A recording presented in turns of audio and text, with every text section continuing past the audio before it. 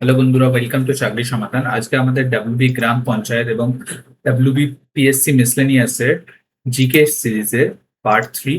আমরা ডেলি 25টা করে questions cover করছি এবং পার্ট 1 এবং পার্ট 2 চ্যানেলে আপলোড করা আছে। তোমরা যদি না দেখে থাকো, পার্ট 1 এবং পার্ট 2 দেখে নেবে। ঠিক আছে, ফার্স্ট কোয়েশ্চেন দেখো, মিয়োসিস কোষ বিভাজন কোথায় ঘটে?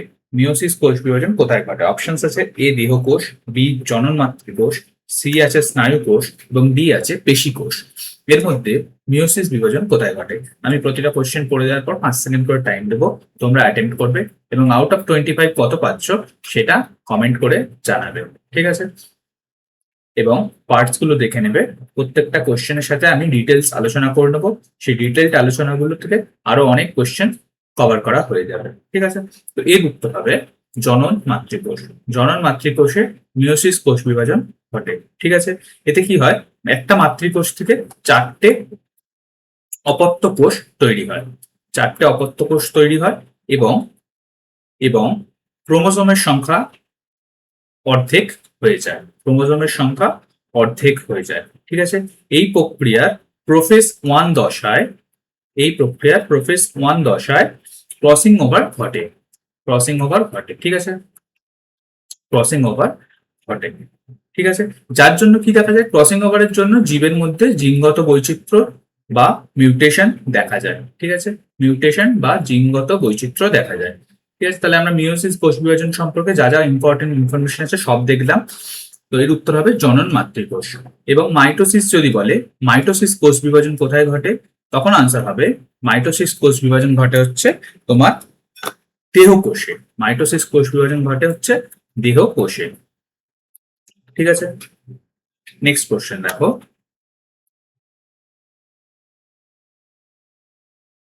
নেক্সট কোশ্চেন বলছে কোন আলোতে উদ্ভিদের সালোক সংশ্লেষ সবচেয়ে কম হয়? অপশন এ আছে লাল, অপশন বি নীল, অপশন সি আছে সবুজ এবং অপশন ডি আছে সাদা। তো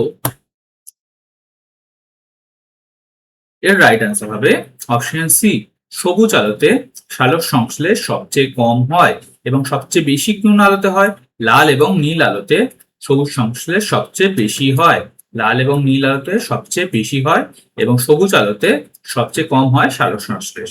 ঠিক আছে, এবং আমাদের যে দৃশ্যমান বর্ণালী আছে তার মধ্যে লাল ও নীল আলোতে সর্বাধিক হয় এবং সবুজ আলোতে সবচেয়ে কম হয়। কেন কম হয়? কারণ পাতার ক্লোরোফিলের রং কি? পাতার ক্লোরোফিলের রং হচ্ছে সবুজ।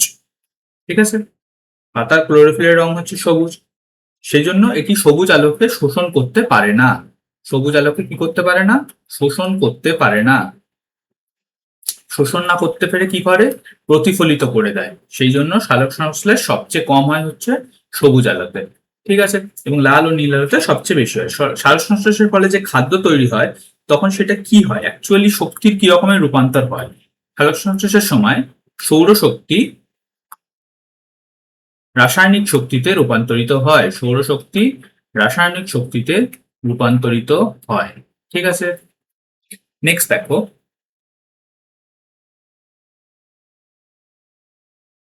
নেক্সট কোশ্চেন বলছে 1876 সালে 1876 সালে ইন্ডিয়ান অ্যাসোসিয়েশন বা ভারত সভা কে প্রতিষ্ঠা করে? ঠিক আছে, অপশনস গুলো দেখো, এ আছে সুরেন্দ্রনাথ বন্দ্যোপাধ্যায়, বি আছে উমেশচন্দ্র বন্দ্যোপাধ্যায়, সি আছে দাদাভাই নৌরোজি এবং ডি আছে অরবিন্দ ঘোষ। এদের মধ্যে কে ভারত সভা প্রতিষ্ঠা করে? তো রাইট অ্যান্সার হবে অপশন এ, সুরেন্দ্রনাথ বন্দ্যোপাধ্যায় এবং আনন্দমোহন বসু। আনন্দমোহন বসু 1876 সালে কলকাতার কলকাতার অ্যালবার্ট হলে ভারত সভার প্রতিষ্ঠা করেছিল। ঠিক আছে, এবং ভারত সভার যে দুটো ইম্পর্টেন্ট কন্ট্রিবিউশন হচ্ছে, একটা হচ্ছে ইলবার্ট বিল বিতর্ক এবং সেকেন্ড ইম্পর্টেন্ট কন্ট্রিবিউশন হচ্ছে সিভিল সার্ভিসে বয়স কমানোর জন্য আন্দোলন। সিভিল সার্ভিসে বয়স কমানোর জন্য আন্দোলন, এজ কমানোর জন্য আন্দোলন। ঠিক আছে, এই দুটো বিষয়ের প্রতিবাদে ভারত সভা গুরুত্বপূর্ণ ভূমিকা পালন করেছিল। এরকম আরো কয়েকটা ইম্পর্টেন্ট অর্গানাইজেশন দেখে নাও। যদি বলে servants of India society, servants of India society কে প্রতিষ্ঠা করে? তখন আনসার হবে হচ্ছে গোপাল কৃষ্ণ গোখলে। গোপাল কৃষ্ণ গোখলে তৈরি করেছিল Servants of India Society. Gopal Krishna Gokhale কে ছিল? গোপাল কৃষ্ণ গোখলে ছিল হচ্ছে মহাত্মা গান্ধীর রাজনৈতিক গুরু। মহাত্মা গান্ধীর রাজনৈতিক গুরু, ঠিক আছে।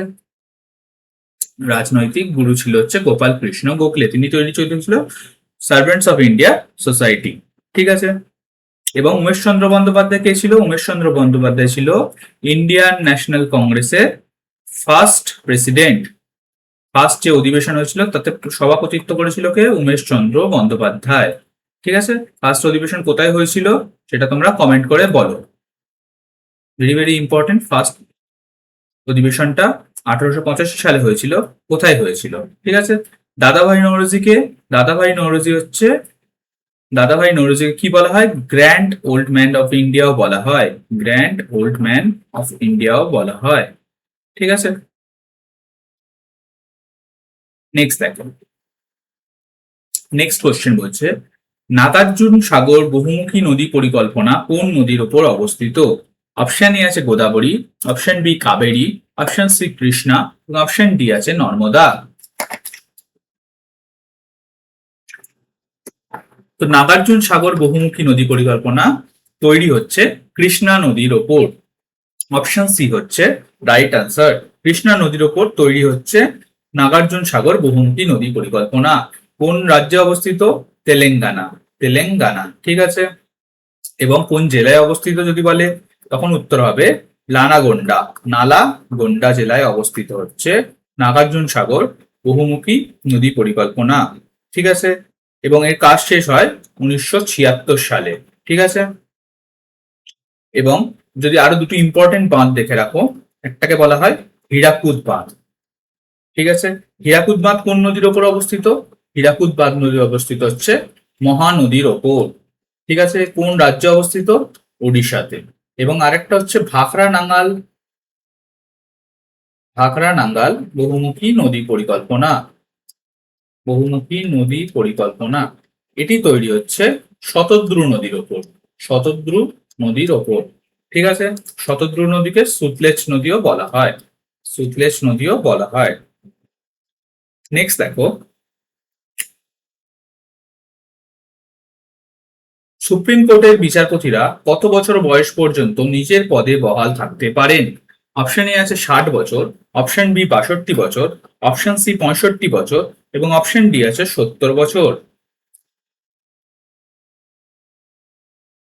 এই কোশ্চেনের রাইট আনসার হচ্ছে অপশন সি, 65 বছর পর্যন্ত সুপ্রিম কোর্টের বিচারপতি নিজের পদে বহাল থাকতে পারে। 65 বছর বা 6 ইয়ার্স যেটা ম্যাক্সিমাম হবে তখনই তিনি রিটায়ার করে যান, ঠিক আছে। এবং এটি কোন কোন আর্টিকেলে বলা আছে? আর্টিকেল নাম্বার 124-এ সুপ্রিম কোর্টের প্রধান বিচারপতি সহ অন্য বিচারপতিদের নিয়োগের কথা বলা আছে। সুপ্রিম কোর্টের প্রধান বিচারপতিকে কে নিয়োগ করেন? নিয়োগ করে হচ্ছে বা অ্যাপয়েন্ট করে হচ্ছে রাষ্ট্রপতি বা প্রেসিডেন্ট হচ্ছে সুপ্রিম কোর্টের বিচারপতি এবং অন্য বিচারপতিদের নিয়োগ করে, ঠিক আছে। যদি হাইকোর্টের বিচারপতি বলতো তখন উত্তর হয়ে যেত 62 বছর। হাইকোর্টের বিচারপতি 62 বছর বয়সে রিটায়ার করেন, ঠিক আছে। এবং সুপ্রিম কোর্টকে কি বলা হয়? সুপ্রিম কোর্টকে বলা হয় guardian of the constitution, guardian of the constitution বা সংবিধানের রক্ষকও বলা হয়, রক্ষক বা রক্ষাকর্তাও বলা হয় সুপ্রিম কোর্টকে, ঠিক আছে। তোমাদের যদি ভিডিওটা ভালো লেগে থাকে ভিডিওটাকে লাইক করে দাও এবং চ্যানেলটাকে সাবস্ক্রাইব করে দিও, ঠিক আছে। এবং প্লে লিস্টে তোমরা এই সিরিজটা প্রত্যেকটা ভিডিও দেখো এবং কোনো সাবজেক্টের উপর যদি স্পেশাল ডাউট থাকে বা স্পেশাল দুর্বলতা লাগে তোমরা কমেন্ট করে জানাও, আমরা সেই সাবজেক্টটা টপিক ওয়াইজ ডিটেলসে কভার করব। নেক্সট দেখো, কোশ্চেন নাম্বার 6 বলছে ভারতের পঞ্চবার্ষিকী পরিকল্পনা বা 5 ইয়ার প্ল্যানের ধারণা কে প্রবর্তন করে? অপশন এ আছে Mahatma Gandhi, option B Jawaharlal Nehru, option C Indira Gandhi এবং option D B R Ambedkar. তো এদের মধ্যে রাইট আনসার হচ্ছে অপশন বি জওহরলাল নেহরু। জওহরলাল নেহরু প্রথম ভারতে পঞ্চবার্ষিকী পরিকল্পনার কনসেপ্ট প্রবর্তন করেছিল, ঠিক আছে। প্রথম পঞ্চবার্ষিকী পরিকল্পনা কবে হয়েছিল? প্রথম পঞ্চবার্ষিকী পরিকল্পনা ছিল 1951 থেকে 56-এ। এটি কোন মডেলের ওপর তৈরি? এটি তৈরি হচ্ছে হ্যারাড ডোমার মডেলের ওপর। ঠিক আছে, হ্যারাড ডোমার মডেল। ঠিক আছে, হ্যারাড ডোমার মডেলের ওপর তৈরি, এবং এতে মূল ফোকাস ছিল কৃষি ক্ষেত্রের ওপর। সেকেন্ড পঞ্চবার্ষিকী পরিকল্পনা যদি বলে, তৈরি হচ্ছে 1956 থেকে 1961 পর্যন্ত। ঠিক আছে, এটি হচ্ছে পিসি মহালানবিশ কমিটির রেকমেন্ডেশনে তৈরি হয়েছিল। পিসি মহালানবিশ কমিটি এর হচ্ছে মডেলটা তৈরি করেছিল। এই ক্ষেত্রে সেকেন্ড পঞ্চবার্ষিকী পরিকল্পনায় শিল্প, স্পেশালি ভারী শিল্প বা হেভি ইন্ডাস্ট্রিয়ালাইজেশনের উপর জোর দেওয়া হয়েছিল। ঠিক আছে, এখন পঞ্চবার্ষিকী পরিকল্পনার বদলে কি আছে? এখন পঞ্চবার্ষিকী পরিকল্পনার বদলে আছে হচ্ছে প্ল্যানিং কমিশনের বদলে আছে হচ্ছে প্ল্যানিং কমিশনকে সরিয়ে দিয়ে 1 জানুয়ারি 2025 থেকে কি আছে, তার নাম হচ্ছে, ভারতের যে থিঙ্ক ট্যাঙ্ক তার নাম হচ্ছে নীতি আয়োগ। ঠিক আছে, নীতি আয়োগ। নেক্সট দেখো,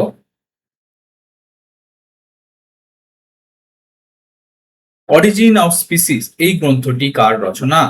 option A Lamarck, option B Gregor Johann Mendel, option C Charles Darwin এবং অপশন ডি হচ্ছে হুগো দ্য ভ্রিস। তো এর রাইট আনসার হচ্ছে অপশন সি, চার্লস ডারউইন হচ্ছে অরিজিন অফ স্পিসিস গ্রন্থটির রচয়িতা। ঠিক আছে, এতে দুটো মেইনলি থিওরির কথা বলা হয়, একটা হচ্ছে ন্যাচারাল সিলেকশন। এই বইতে যে দুটো থিওরি বলা হয়েছে, একটা হচ্ছে ন্যাচারাল সিলেকশন বা প্রাকৃতিক নির্বাচনবাদ, এবং আরেকটা হচ্ছে survival of the fittest. Survival of the fittest, এই দুটো তত্ত্বের কথা বলা হয়েছে অরিজিন অফ স্পিসিস এই গ্রন্থে। এটা কার রচয়িতা? এর রচয়িতা হচ্ছে চার্লস ডারউইন, এর রচনা করেছিলেন। ঠিক আছে, এবং ল্যামার্কের লেখা বিখ্যাত গ্রন্থের নাম কি? ফিলোসফি, জুওলজি, জুওলজিক, এই গ্রন্থের রচয়িতা হচ্ছে ল্যামার্ক। এবং তোমার যদি বলি হুগো দ্য ভ্রিস কিসের জন্য বিখ্যাত? হুগো দ্য ভ্রিস বিখ্যাত হচ্ছে মিউটেশন থিওরির জন্য। মিউটেশন থিওরি বা মিউটেশন তত্ত্বের জন্য বিখ্যাত হচ্ছে Hugo D Vries. Next question দেখো, বলছে কোয়েশ্চেন নাম্বার 8 বলছে বৈদ্যুতিক বাল্বের ফিলামেন্ট সাধারণত কোন ধাতু দিয়ে তৈরি হয়? অপশন এ আছে nichrome, option B tungsten, option C তামা এবং অপশন ডি অ্যালুমিনিয়াম। তো এর রাইট আনসার হচ্ছে অপশন বি টাংস্টেন।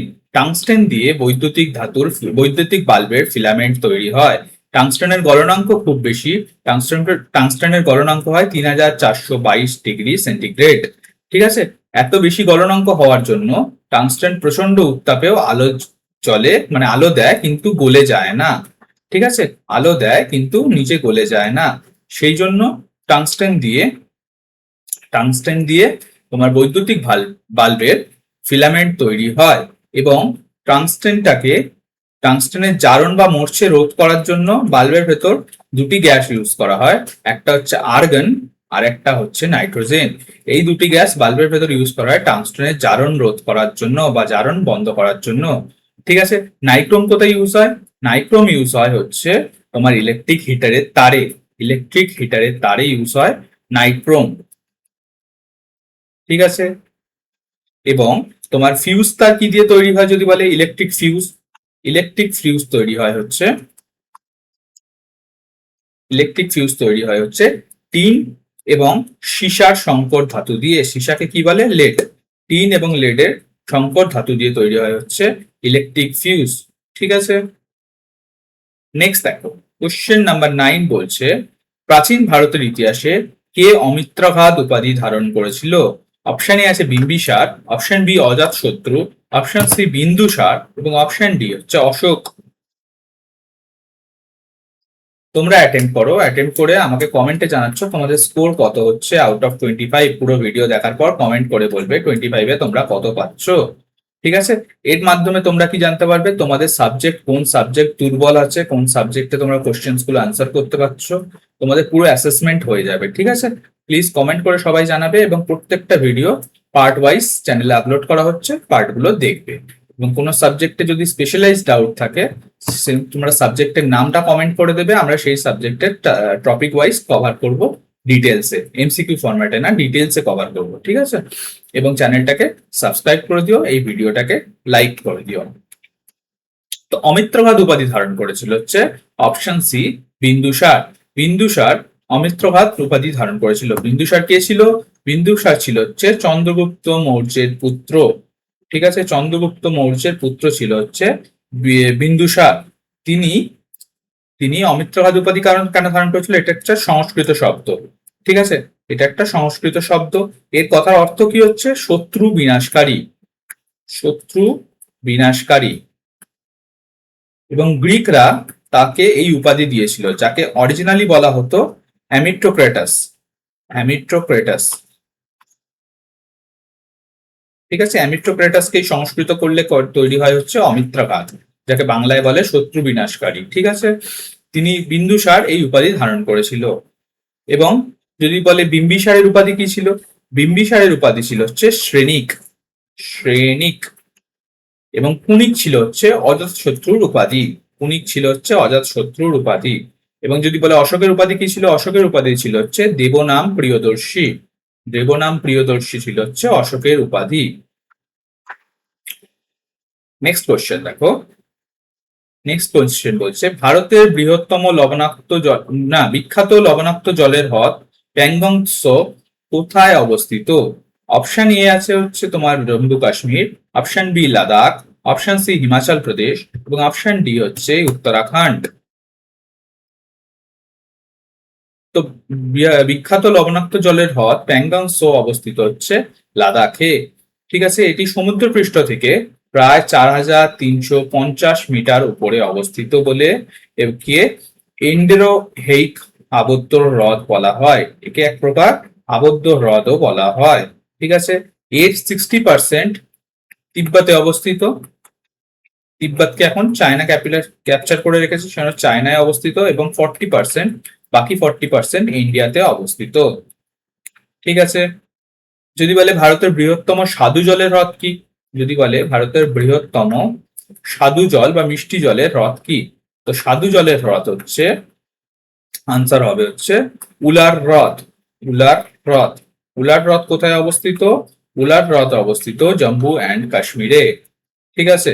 এবং ভারতের বৃহত্তম উপহ্রদ বা লেগুন কোনটি? উপহ্রদ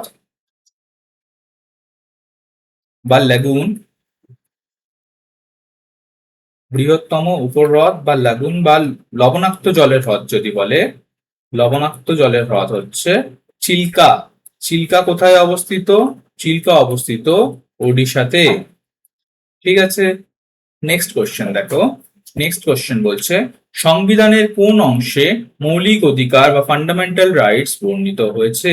অপশন এ আছে part number 2, option B part number 3, option C আছে পার্ট নাম্বার 4 এবং অপশন ডি আছে পার্ট নাম্বার 5।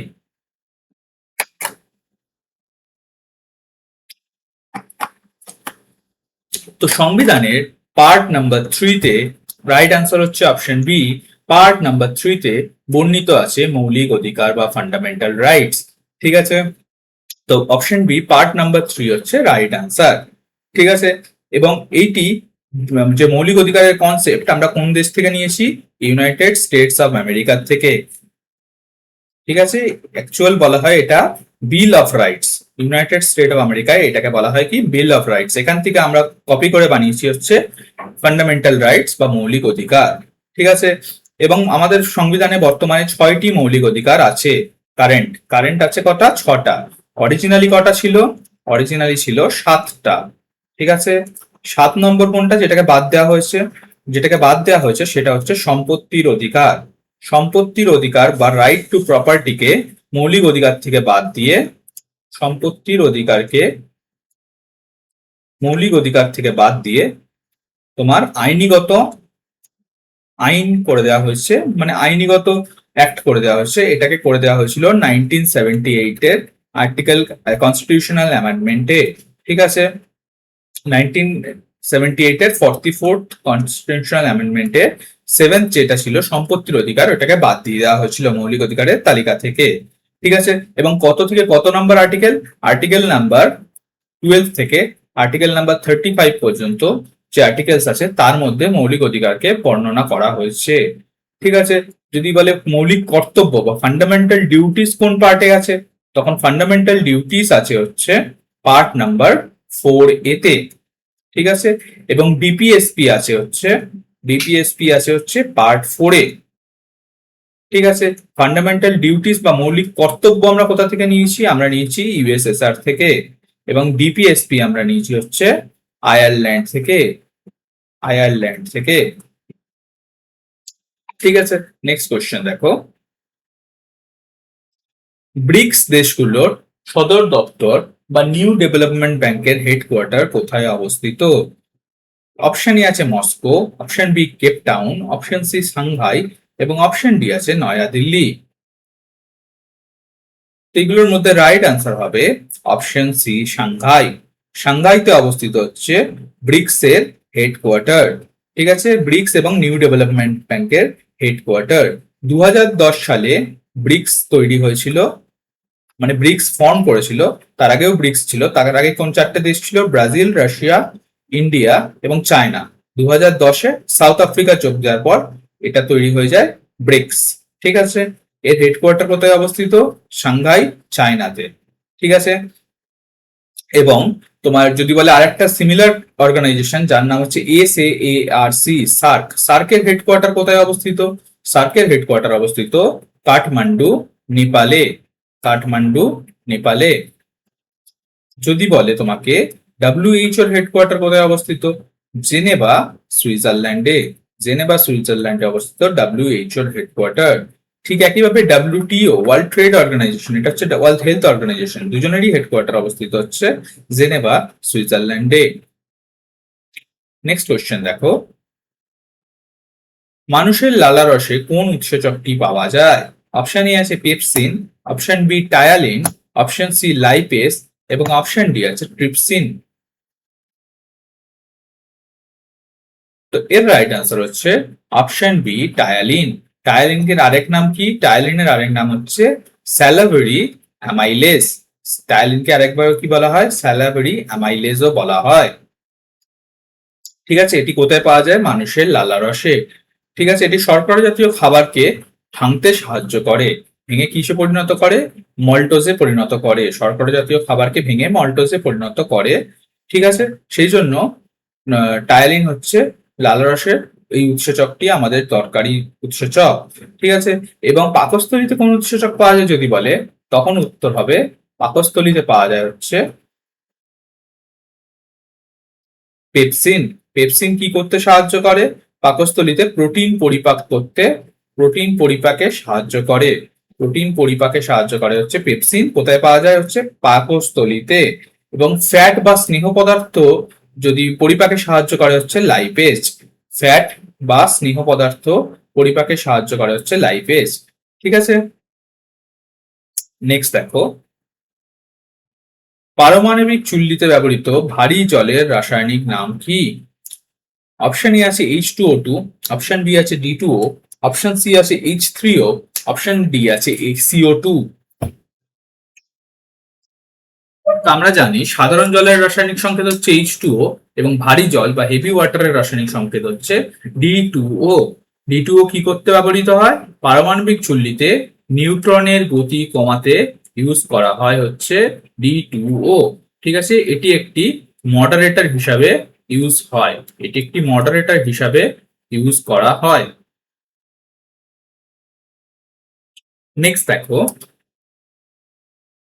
গৌতম বুদ্ধ তার ধর্মোপদেশ কোথায় দিয়েছিল? অপশন এ আছে বোধগয়া, অপশন বি আছে সারনাথ, অপশন সি আছে লুম্বিনী এবং অপশন ডি আছে কুশীনগর। এর রাইট আনসার হবে অপশন বি সারনাথ। সারনাথে গৌতম বুদ্ধ তার প্রথম ধর্মোপদেশ দিয়েছিল তার 5 জন শিষ্যকে। ঠিক আছে, এই ঘটনাটাকে কি বলা হয়? ধর্মচক্র প্রবর্তন। এই ঘটনাটাকে বৌদ্ধ শাস্ত্রে বলা হয় ধর্মচক্র প্রবর্তন। ঠিক আছে, নির্বাণ কোন ঘটনাকে বলা হয়? নির্বাণ বলা হয় মোক্ষ লাভকে। গৌতম বুদ্ধের মোক্ষ লাভ বা জ্ঞান লাভকে বলা হয়, যেটা হয়েছিল বোধগয়াতে। ঠিক আছে, এবং ধর্ম উপদেশ দিয়েছিল হচ্ছে সারনাথে। জ্ঞান লাভ হয়েছিল বোধগয়াতে। লুম্বিনীতে হয়েছিল জন্ম, এবং মৃত্যু হয়েছিল কুশীনগরে। যে মৃত্যু হয়েছে সেই ঘটনাটাকে বৌদ্ধ শাস্ত্রে কি বলা হয়? মহাপরিনির্বাণ। বুদ্ধদেবের মৃত্যুকে বলা হয় মহাপরিনির্বাণ। ঠিক আছে, মহাপরিনির্বাণ কোথায় ঘটেছিল? কুশীনগরে। নেক্সট কোশ্চেন দেখো। নেক্সট কোশ্চেন বলছে ভারতের দক্ষিণতম বিন্দু কোনটি? অপশন এ আছে কন্যাকুমারী, অপশন বি আছে ইন্দিরা পয়েন্ট, অপশন সি ক্যালিমিয়ার পয়েন্ট, এবং অপশন ডি আছে পোর্ট ব্লেয়ার। তো ভারতের দক্ষিণতম বিন্দুর নাম কোনটি? তোমরা অ্যাটেম্প করো, অ্যাটেম্প করে 25-এ কত পাচ্ছ আমাকে কমেন্ট করে জানাও। ঠিক আছে, তো এর রাইট অ্যান্সার হচ্ছে ইন্দিরা পয়েন্ট। ইন্দিরা পয়েন্ট হচ্ছে ইন্ডিয়ার সাউথ মোস্ট পয়েন্ট। ইন্ডিয়ার সাউথ মোস্ট পয়েন্ট। ঠিক আছে, এবং কন্যাকুমারী হচ্ছে ভারতের মূল ভূখণ্ডের দক্ষিণতম পয়েন্ট। ইন্দিরা পয়েন্ট কোথায় অবস্থিত? ইন্দিরা পয়েন্ট অবস্থিত হচ্ছে গ্রেট নিকোবর আইল্যান্ডে, এবং কন্যাকুমারী অবস্থিত হচ্ছে তামিলনাড়ুতে। যদি বলে মূল ভূখণ্ডের দক্ষিণতম বিন্দু কি, তখন উত্তর হবে কন্যাকুমারী, এবং যদি বলে শুধু দক্ষিণতম বিন্দু কি, তখন উত্তর হবে ইন্দিরা পয়েন্ট। এবং ভারতের উত্তরতম বিন্দু যদি বলে, উত্তরতম বিন্দু, এর উত্তর হবে হচ্ছে ইন্দিরা কল। ইন্দিরা কল এটি কোথায় অবস্থিত? এটি অবস্থিত হচ্ছে লাদাখে। ঠিক আছে, এবং পূর্বতম বিন্দুর নাম কি? পূর্বতম বিন্দুর নাম হচ্ছে কিবিথু। কিবিথু। কিবিথু কোথায় অবস্থিত?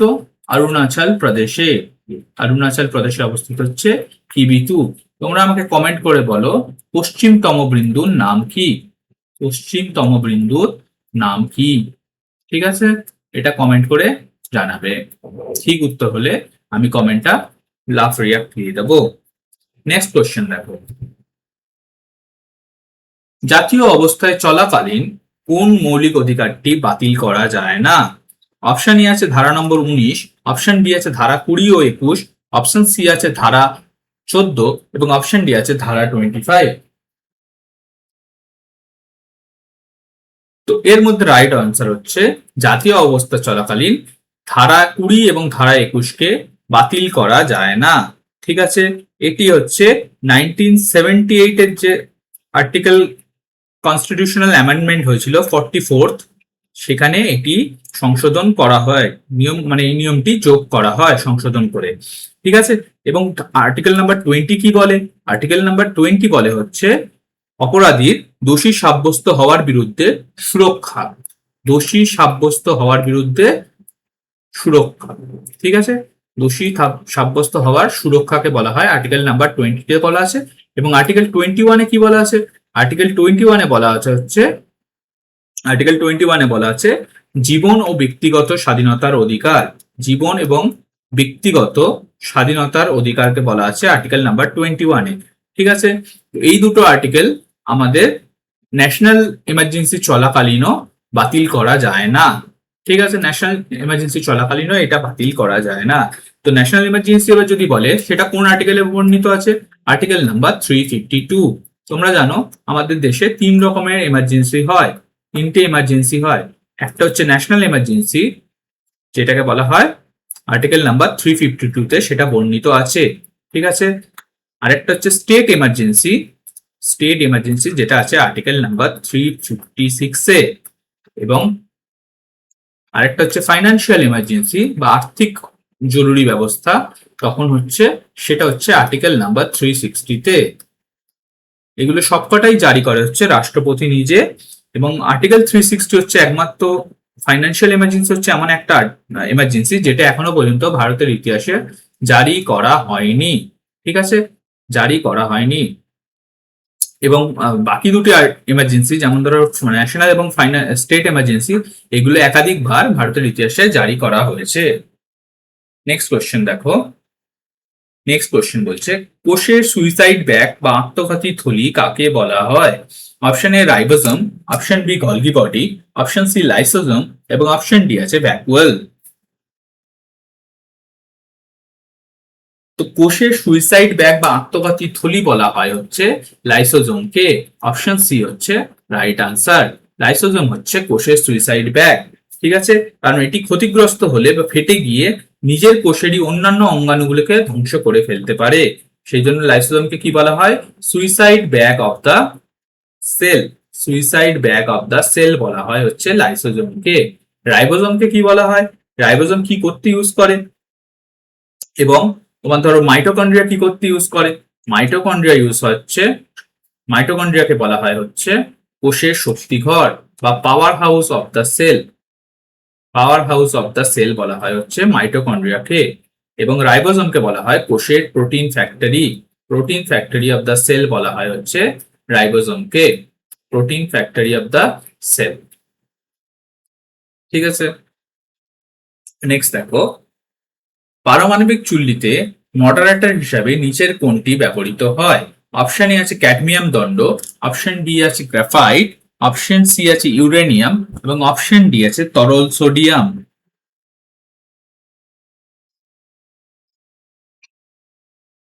তো এর রাইট আনসার দেখো, আমরা এর আগেও ডিসকাস করলাম একটা কোশ্চেনে, D2O বা ভারী জল এবং গ্রাফাইট এই দুটোকেই মডারেটর হিসাবে পারমাণবিক চুল্লিতে ইউজ করা হয়।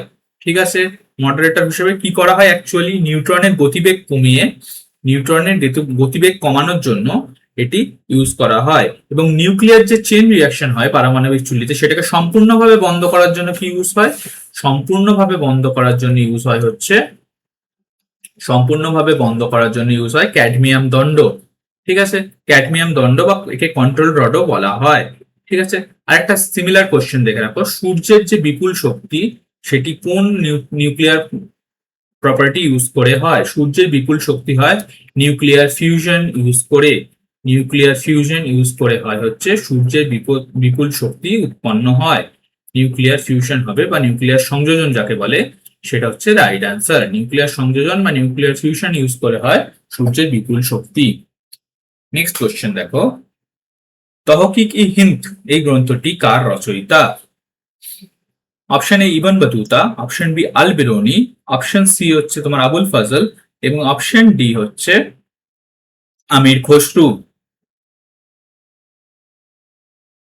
তো তহকিক ই হিন্দ এই গ্রন্থের আরেক নাম হচ্ছে কিতাব উল হিন্দ। একে আরেক নাম কি এর? কিতাব উল হিন্দ। কিতাব উল হিন্দ। আর এই গ্রন্থের রচয়িতা হচ্ছে অপশন বি আল বেরুনি। আল বিরুনি কিতাব উল হিন্দ গ্রন্থটি রচয়িতা করেছিল। এবং আল বিরুনি কখন ভারতে এসেছিল? আল বিরুনি সুলতান মাহমুদের সাথে, সুলতান মাহমুদের ভারত আক্রমণের সময় ভারত এসেছিল। ঠিক আছে, সুলতান মাহমুদের ভারত আক্রমণের সময় আল বিরুনি ভারতে এসেছিল একাদশ শতাব্দীতে বা 11th সেঞ্চুরিতে। একাদশ শতাব্দীতে সুলতান মাহমুদের সাথে ভারতে এসেছিল হচ্ছে আল বিরুনি। যদি বলে ইবন বতুতার লেখা গ্রন্থের নাম কি, তখন উত্তর হবে সফরনামা। সফরনামা হচ্ছে ইবন বতুতার লেখা গ্রন্থের নাম। এবং আবুল ফজলের লেখা গ্রন্থের নাম হচ্ছে আইন ই আকবরী। আইন ই আকবরী। ঠিক আছে, যদি আমির খসরু কি জন্য বিখ্যাত? আমির খসরুকে বলা হয় হচ্ছে হিন্দুস্থানের তোতা পাখি। হিন্দুস্থানের তোতা পাখি বলা হয় কাকে? আমির খসরুকে। নেক্সট কোশ্চেন দেখো, ভারতের প্রমাণ সময় কোন দ্রাঘিমারেখাকে ভিত্তি করে মাপা হয়?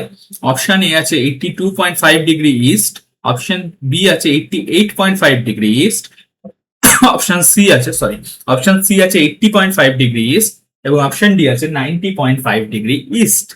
তো এটার মধ্যে রাইট অ্যান্সার কি হবে?